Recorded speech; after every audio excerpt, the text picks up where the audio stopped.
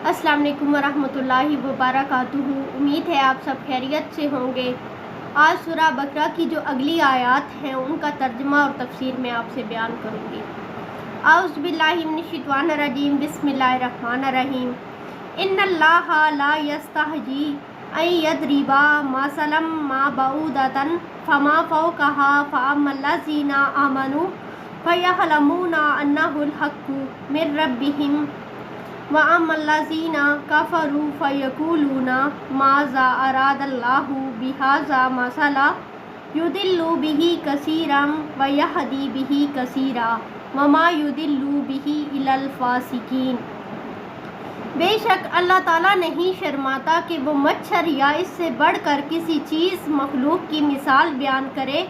बस जो लोग ईमान लाए हैं वो जानते हैं कि ये बात इनके परवरदिगार की तरफ से हक है, और जो काफिर हुए वो कहते हैं कि इन मिसालों से अल्लाह ताला क्या चाहता है, और वो इसके ज़रिए बहुत से लोगों को गुमराह करता है और बहुत से लोगों को हदायत देता है, और सवाए फासिकों के किसी को वो गुमराह नहीं करता।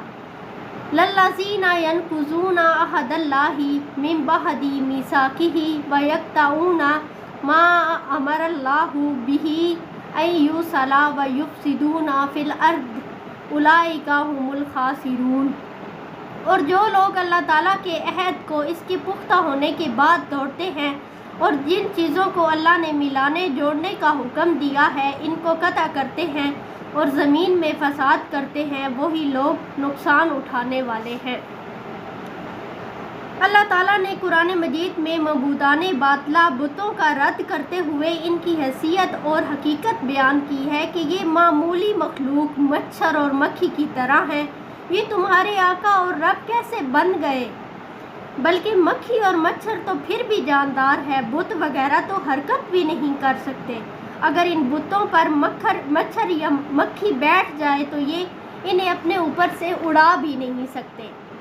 कुफार जो है वो कुरान करीम पर तरह तरह के एतराज़ात करते थे। एक एतराज़ ये भी था कि देखो ये कैसा कलाम है जिसमें मक्खी मच्छर और मकड़ी जैसी हकीर और काबिल नफ़रत चीज़ों की मिसालें दी गई हैं, और ऐसी बातें करते हुए इनको शर्म नहीं आती। दरअसल कुफार की बेअक्ली और बेबसी के बावजूद इससे ज़्यादा और क्या रह गया कि वो ख्वाह मुखा कीड़े निकालते थे, ओछे और कमीने हथकंडे इस्तेमाल करते थे। वो कहते थे कि अगर ये कलाम अल्लाह का होता तो इसमें ऐसी हकीर और घटिया चीज़ों का जिक्र ना होता, क्योंकि बड़े लोग ऐसी चीज़ों के ज़िक्र से शर्म व हया महसूस करते हैं।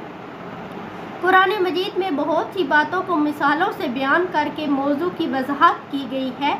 इस मकाम पर भी यही अंदाज़ इख्तियार किया गया है। कुरान मजीद में हाथी, शेर और ऊँट का जिक्र भी मिलता है और छोटी छोटी मखलूक का जिक्र भी आया है। हालांकि छोटी सी मखलूक भी अहमियत की हामिल है। अल्लाह ताला के अलावा कोई है जो इस जैसी कम तर और हकीर मखलूक भी पैदा कर सके, बल्कि एक मकाम पर यह भी ऐलान फरमाया कि तुम सब मिलकर एक मक्खी ही पैदा करके दिखा दो।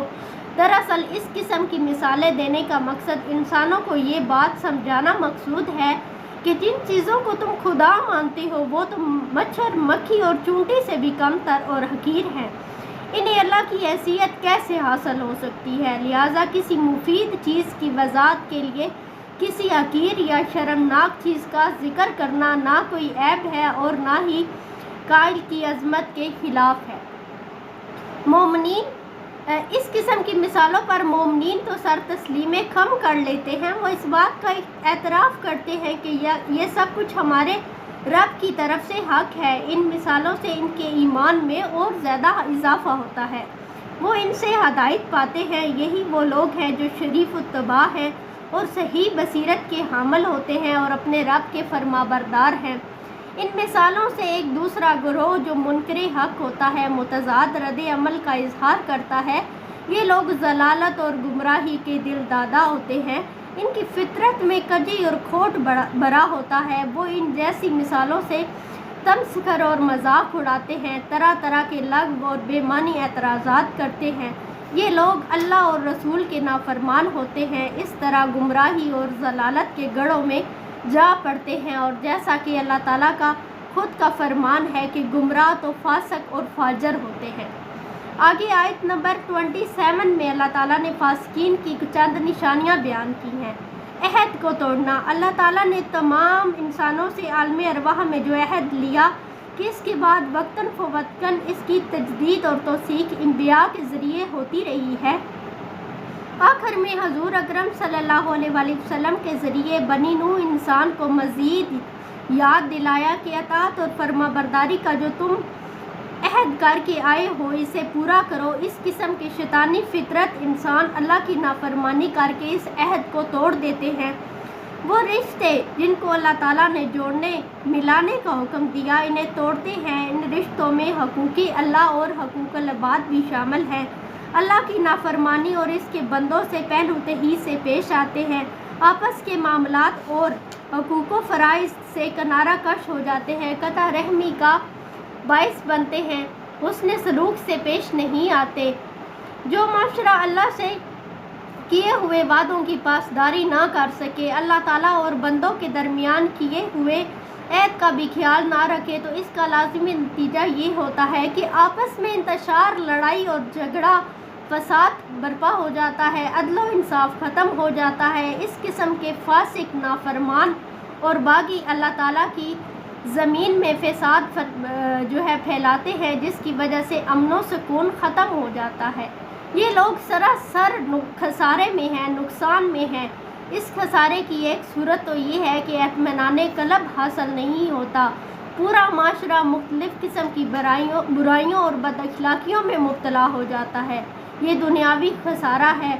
دوسرا خسارہ آخرت کا ہے کہ وہ جنت کی نعمتوں سے محروم ہو جائیں گے اور ہمیشہ کے لیے عذاب میں مبتلا ہوں گے۔ یہ ایک عظیم خسارہ ہے، انسانی بدبختی اور انتہائی بدقسمتی ہے۔ صدق اللہ العظیم۔